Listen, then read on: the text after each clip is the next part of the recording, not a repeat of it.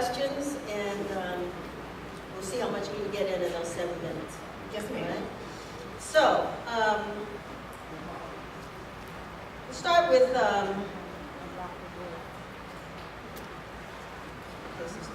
the fastest growing population of youth in detention in the District of Columbia are females, which has gone up about 30%. And of course, women raising families by themselves, single-parent homes, has gone up about 70%. How would you address this epidemic?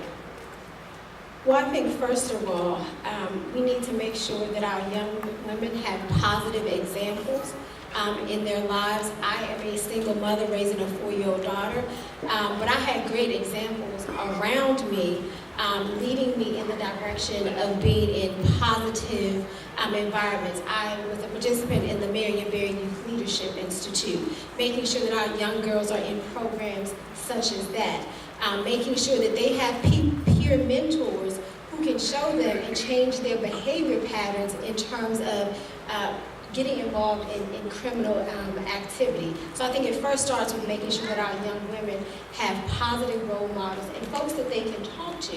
And then additionally, I think we need to make sure that they are supported academically, making sure that our young girls are getting the resources that they need in our schools, whether it's in terms of assistance from their teachers, whether it's preparation for college. I think we just need to build a continuing support system around our young women and show them that there is a different path, that they don't have to go down the path of criminal activity.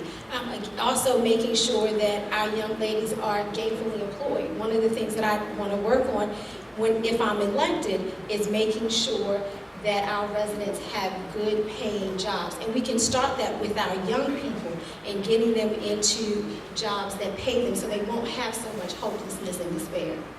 Could you tell us, what would you do to make the Office of Returning Citizens, or the Commission on Returning Citizens, more effective and more accountable to returning citizens? So those are two separate entities. Are you specifically talking about ORCA, or are you talking about the, okay. So I think first of all, I think ORCA needs more budget funding. Their budget right now is roughly about $375,000, but only $10,000 of that is for non-personnel services. So they are very limited in the resources that they can provide to our returning citizens community. So my first step would be to increase the funding for ORCA so that they can provide more employment training, that they can provide more educational training to our returning citizens. They have a wonderful resource center, but again, on $10,000 of non-personnel services, that's not a lot for them to do. So we need to double down on those efforts with ORCA. Yes or no question, but you can provide an explanation. What would you support a prison being built in the District of Columbia for DC prisoners? So my answer would be yes, but I qualify that in saying that we need to be strategic in where that prison is placed. And I say yes because the Revitalization Act of '97 said that our incarcerated family members should be housed within 500 miles of the District of Columbia. But we know that the reality is that many of our families are further than 500 miles outside of the District of Columbia.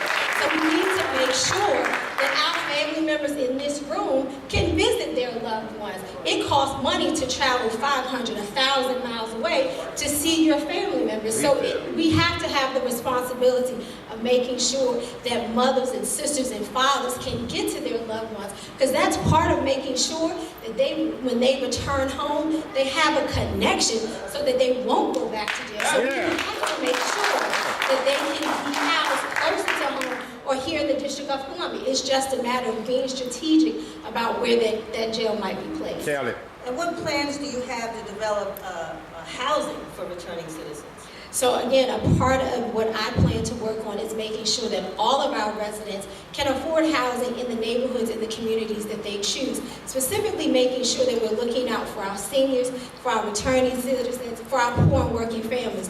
One of the things that I'd like to explore is changing the eligibility requirements of the local rent supplement program. That's been a great tool for the district to make sure that low-income families don't get out on the streets. But I want to expand that program so that we can make sure that our homeless, that our returning citizens have a shot at decent and fair housing here in the District of Columbia.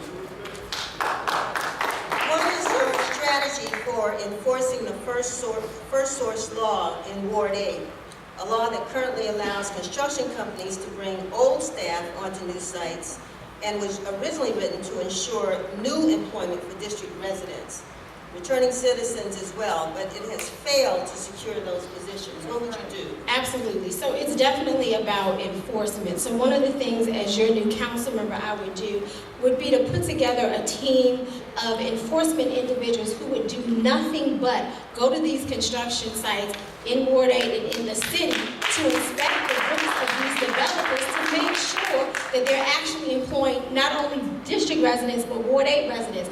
I'm going to take an action out of my dad's playbook. When he was the president of the Ward 8 Business Council, he and Mr. Lockridge on a regular basis would go to construction sites and say, let me see your books. How many DC residents are working on this project? How many of these residents are Ward 8? But not only that, they walked around and talked to the workers, because anybody can put on paper that you are a Ward 8 resident, but if I talk to you, I'll find out, do you really know the wards? That's what I would do. And lastly, Ms. Bunn, there's a debate about this Horizon versus Unity Healthcare for providing services for incarcerated individuals. Do you have a position? I don't support it. We're not done. There has been enacted many laws against discrimination. What will be your policy approach to enforcing anti-discrimination laws? I would definitely work with the Office of Human Rights, one, to make sure that employers, that residents understand that it is not in the best interest of any of us to discriminate. And I will make sure that that office has a strong enforcement component so that all of Ward 8 and all of our district residents live in a fair and safe society here in the District of Columbia. Thank you very much.